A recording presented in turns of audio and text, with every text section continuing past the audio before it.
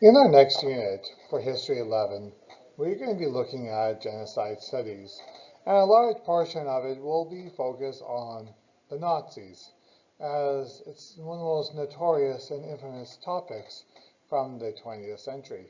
But in order to actually get started to understand who and what were the Nazis, we want to look at and understand how did the Nazi Party rise, and more importantly, what was their ideology? So let's get started. Early on, their influence, especially for Hitler, was the priesthood, the interest of the American cowboys and Indians.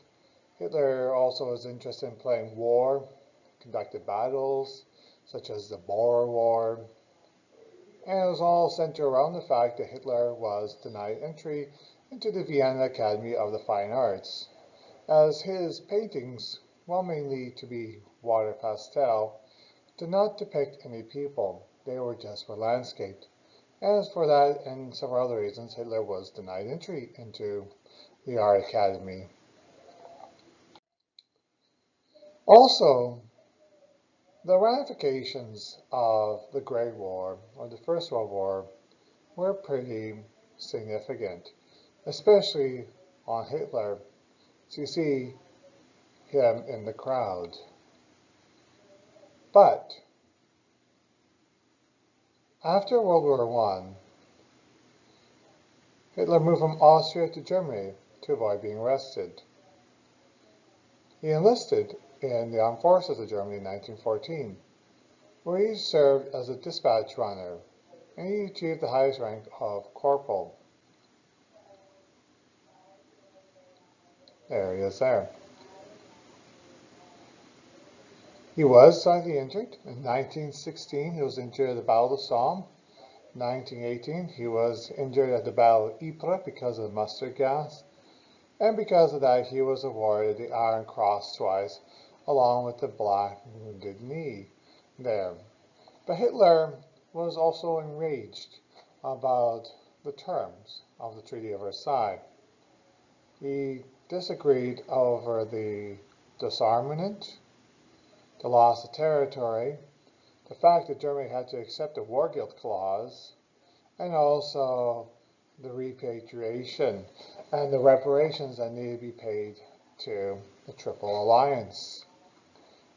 He felt this was an absolute betrayal by the government of Germany to the people. So because of that, the National Socialist German Workers' Party was founded. But it was not a party started by Hitler. Originally, it was founded or started in 1919 by Anton Drexler. Him.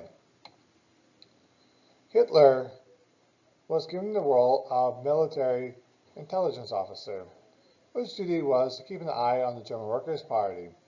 After an impromptu speech by Hitler, Drexler asked Hitler to join the party as an influential speaker, where Hitler would then go and design the flag, the swastika, with the red being the idea of the movement, the purity of German blood, the swastika being anti-Semitic, and the white being the ideal of the nation.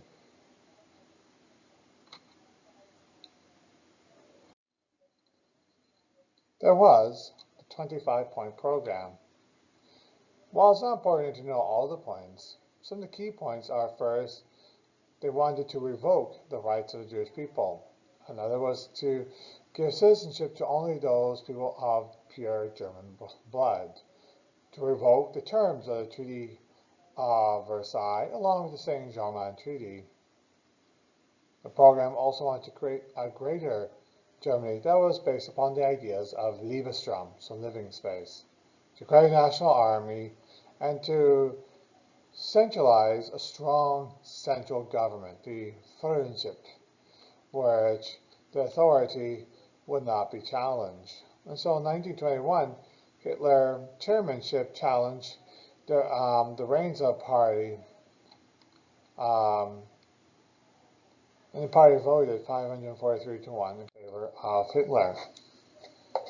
The famous beer hall Putsch goal was first the short term, They wanted to overthrow the Bavarian government, but the long term was to overthrow the Weimar Republic itself. The method was to kidnap Bavarian leaders and force each leader to accept Hitler as their leader. The result of the Putsch was 16 Nazis were killed, 3 Munich police were killed, and Hitler was arrested. He will be sent to jail for 24 days for treason. The sentence could be possible life, but he was sentenced to only 5 years in jail, where there he spent only 9 months before set free. During that time, too, and the eventual rise of Nazis, Germany had severe economic problems by 1921. The reparations to the victorious Triple Alliance was 33 billion. This inflation decimated the German economy, as you can see from these numbers. The economy was wrecked because of that. But there was also the stock market crash and the Great Depression. While at the same time, membership in the Nazi Party continued to grow from 3,000 in 1920 to over 400,000 members by 1932. While in jail, Hitler wrote Mein Kampf. While arguably a very poorly written book, it can be essentially arranged into 2 parts. Volume 1 was dictated by Rudolf Hess in 1925, so described. In Volume 1, Hitler talked about German nationalism, anti-Bolshevism, anti-Semitism, where he stated Jews were Germany's true enemy. They were not creative, they were a cultural parasite, and the true people needed to rule and control the world. That was in Volume 1. In Volume 2 was all about the party, the history of the Nazi Party, how to retain and obtain power, how to use propaganda, how to use terrorism, and how to build a political organization.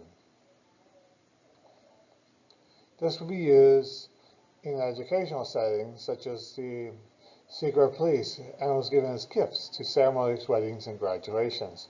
The gift being Hitler's book Mein Kampf, which means My Struggle. The elections. While new direction was desired, rise to power legally, the Weimar Constitution support. While the Chancellor was not appointed, it was appointed position, sorry, not elected, a Chancellor would have emergency unchecked power. And for the Nazis, they started with only 3% of the popular vote in the Weimar election in 1924, but less than 10 years later, they had 44% of the overall popular vote. For the presidential election in 1932, it was Hitler versus Hindenburg. It should be noted that Hindenburg got more votes, more support than Hitler in either election, until a suspicious fire took place in the Reichstag in February 1933, where the Reichstag was burnt down because the Nazis were gaining more power. At the scene, a mentally unstable man, Maurits van der Lubbe, a Dutch fellow, was found supposedly setting fires around Berlin. He was found doing suspicious activity around the Reichstag. He had small indications for Nazi support, and he was executed for the fire, even though it was the communists who were actually blamed for the fire, because In Hitler's book, Mein Kampf, communism, Bolshevism was the enemy for the Aryan race, for the pure people.